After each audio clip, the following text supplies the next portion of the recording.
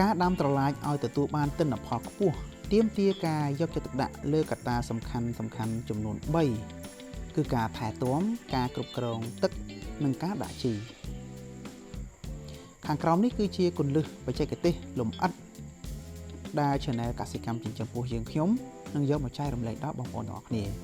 ហើយសម្រាប់បងប្អូនថ្មីដែលមិនទាន់បាន Subscribe Channel របស់យើងខ្ញុំបាទសូមជួយ Subscribe ម្នាក់មួយផង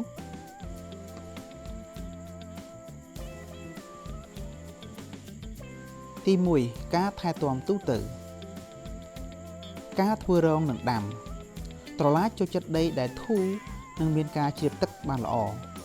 គួរដាំក្នុងចន្លោះពី 1.5 ម៉ែត្រទៅ 2 ម៉ែត្រក្នុងមួយគុម្ព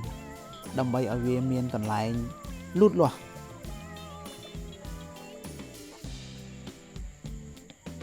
ការធ្វើទ្រើងត្រឡាចជាដំណាំវល្លិដូច្នេះការធ្វើទ្រើងគឺចាំបាច់ណាស់ដើម្បីការពារកុំឲ្យផ្លែប៉ះដីការពារការរលួយនិងជួយឲ្យផ្លែមានរូបរាងស្អាត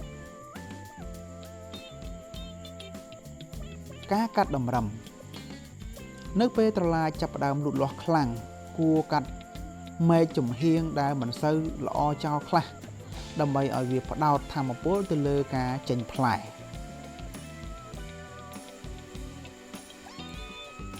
ការគ្រប់គ្រងសត្វល្អិតតាមដានជាប្រចាំនៅដង្កូវស៊ីស្លឹកនិងរុយមាសដែលចូលចិត្តចោះផ្លែអ្នកអាចប្រើថង់ក្រដាសឬក៏ស្បៃមុងក្របផ្លែនៅពេលវាចាប់ផ្ដើមធំដើម្បីការពារការបំផ្លាញពីសត្វល្អិត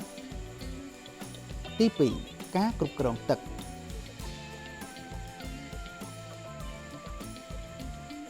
សំណើមដីត្រឡាចត្រូវការទឹកស្មើគ្នាក្នុងដំណាក់កាលលូតលាស់ត្រូវស្រោចទឹកឲ្យជោគតែមិនត្រូវឲ្យដីជោគខ្លាំងរហូតដល់លិចឬដក់ទឹកឡើយ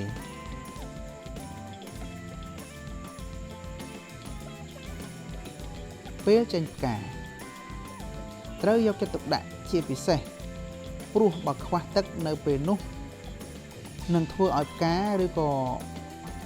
ផ្លែខ្ចីជ្រុះទី3ការដាក់ជីគន្លឹះសំខាន់ការដាក់ជីគួរធ្វើជាដំណាក់កាលដើម្បីឲ្យដំណាំទទួលបានសារធាតុចិញ្ចឹមគ្រប់គ្រាន់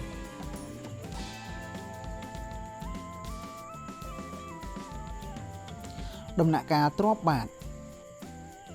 ប្រភេទជីដែលណែនាំឲ្យប្រើគឺមានជីកំប៉ុស្តឬក៏ជីលាមកសត្វដែលពុកផុយល្អហើយរបៀបដាក់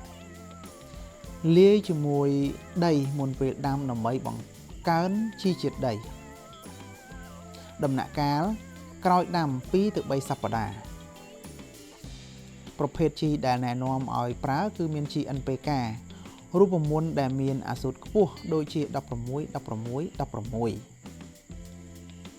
របៀបដាក់ជុំវិញគល់ចម្ងាយពី 10 ទៅ 15 សង់ទីម៉ែត្ររួចស្រោចទឹកតាមក្រោយដំណាក់កាលចេញផ្កាឬផ្លែប្រភេទជីដែលណែនាំគឺជីដែលមានប៉ូតាស្យូមខ្ពស់របៀបដាក់ជួយឲ្យផ្លែធំលូតលាស់ល្អនិងមានរសជាតិឆ្ងាញ់ចំណាំកុំដាក់ជីផ្ទាល់លើគល់ឬក៏វល្លិត្រឡាចព្រោះអាចបណ្ដាលឲ្យរលាកឬមួយក៏ងាប់គួរជីចង្អូរតូចមួយជុំវិញគល់ឲ្យឆ្ងាយពីគល់បន្តិចហើយដាក់ជីក្នុងចន្លោះរួចលុបដីវិញគន្លឹះបន្ថែមដើម្បីទទួលបានទិន្នផលខ្ពស់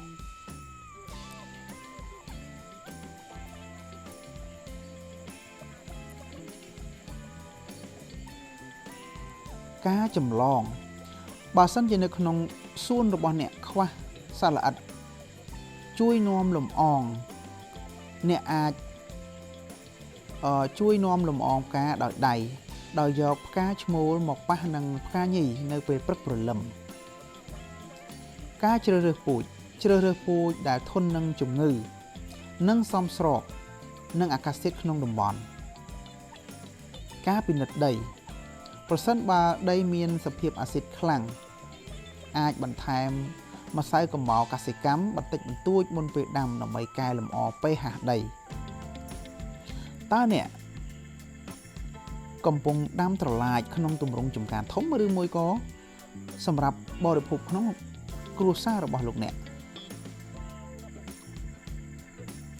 បាទទាំងអស់នេះគឺជាគន្លឹះសំខាន់ទាំង3ដែលបងប្អូនគាត់មានចម្ងល់ហើយ comment នៅក្នុង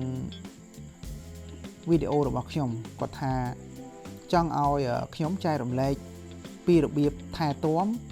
និងដាក់ជីត្រឡាចឲ្យបានក្បោះក្បាយបាទនេះគឺជារបៀបថែទាំទូទៅនឹងការគ្រប់គ្រងទឹក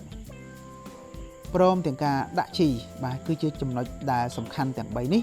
ខ្ញុំបានចែករំលែកជូនទៅបងប្អូនយើងហើយសង្ឃឹមថាការចែករំលែកនេះនឹងទទួលបានអត្ថប្រយោជន៍សម្រាប់ពួកគាត់ផងដែរ